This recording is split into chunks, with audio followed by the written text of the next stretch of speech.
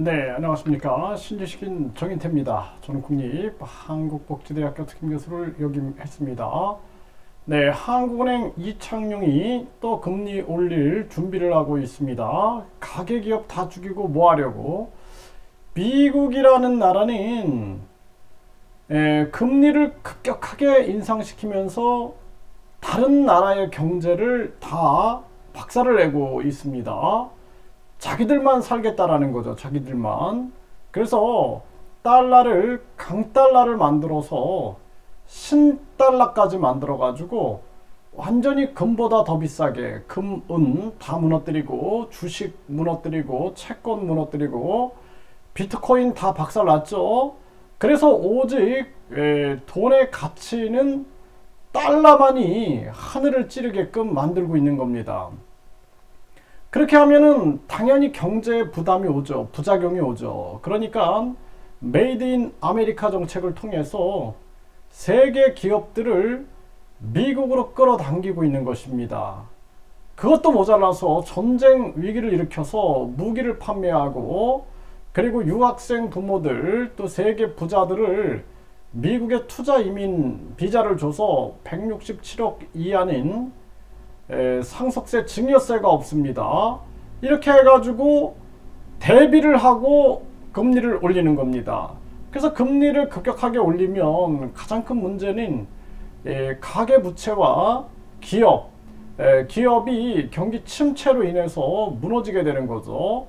그래서 미국은 이걸 철저하게 준비해 놓은 거예요. 돈을 왕창 풀어서 11배, 평상시에 8천억 달러를 풀었으면은 이 전염병 시기 때 8조 8천억을 풀어가지고 이게 가계에 많이 들어갔습니다. 가계 지원금으로, 전염병 지원금으로, 긴급생활지원비 등등으로 많이 진행이 됐어요. 그리고 지금 미국인들한테는 보너스를 주는 겁니다. 보너스. 왜냐하면은 금리가 올라가니까 금리가 뭐 2배, 3배로 올라가면 가지고 있던 돈이 2배, 3배 가치가 올라가는 겁니다. 그래서 미국인들이 주변 국가에 가서 명품 쇼핑을 하고 부동산 쇼핑을 한다.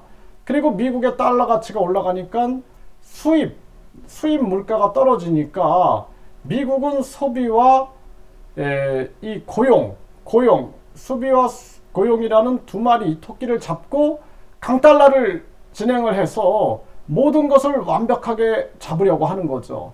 그래서 달러 패권과 더불어서 4차 산업 패권을 쥐기 위하여 미국이 한국의 삼성, LG, SK, 바이오생명과학, 현대 전기차 공장 등을 미국으로 유치하는 겁니다. 근데 한국은 아무런 준비도 안 해놓은 거예요. 그래놓고 이창용이가 금리만 계속 올리는 겁니다. 대비도 없이 그냥 금리만 올리는 거예요. 그러니까 이 사람 머리에는 미국을 따라해야 한다는 생각밖에 없는 거예요. 그냥 미국이 올리니까 그냥 따라만 가고 있는 거죠.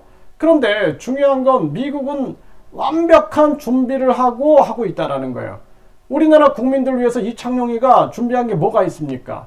이창용이가 한마디로 말해서 대통령이나 경제부총리나 금융위원장한테 우리나라는 금리 이렇게 올리면은 미국은 완전 준비를 하고 금리를 올리고 우리나라는 이렇게 올렸다가는 가계기업이 다 죽습니다. 이거 대비를 세워야 됩니다. 해야 되는데 아무런 대비도 없이 기업 가계 다 무너뜨리고 있는 거예요. 이 사람은 미국 사람입니까? 한국 사람입니까?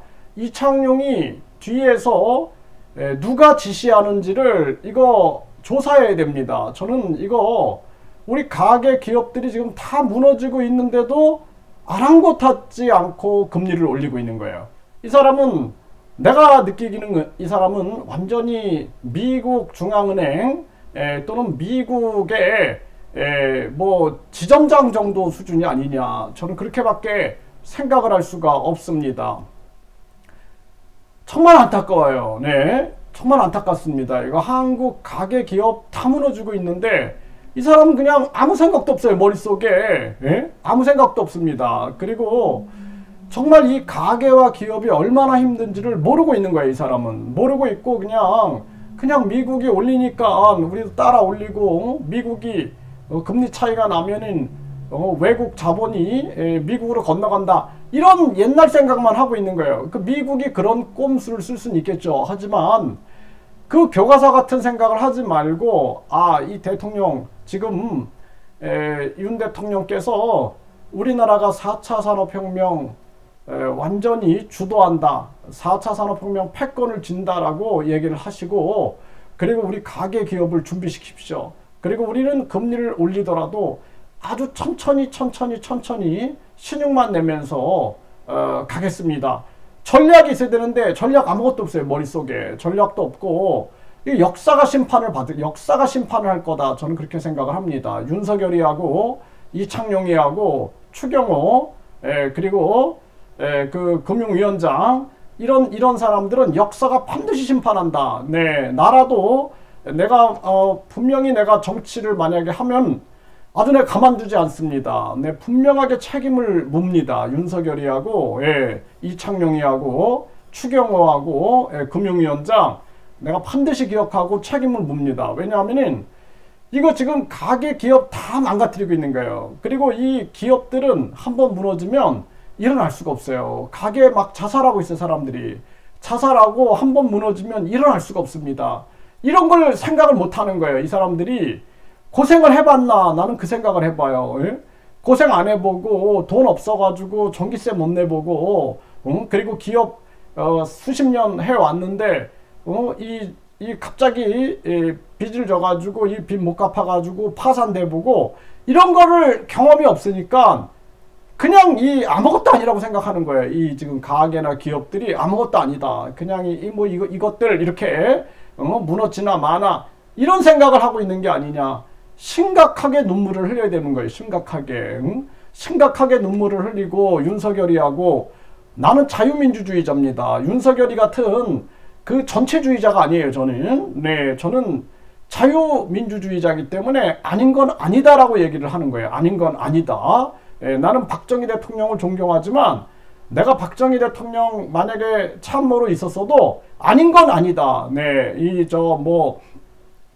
헌법을 유신헌법을 한다든지 각종 헌법을 바꿔가지고 국민들을 억압한다든지 이런 건 아닙니다라고 나는 분명하게 얘기를 할 수 있어요. 잘하는 건 잘하는 거고, 그거지. 지금 윤석열이 그 참모들처럼 무조건 그냥 만세 부르고 그러는 거는 저 김일성이나 하는 짓이에요. 김일성, 김정은이나 하는 짓이다. 그래서 뭐 김정은이하고 경쟁하는 것도 아니고 이 대한민국이 아주 심각한 문제다. 저는 그렇게 생각을 합니다.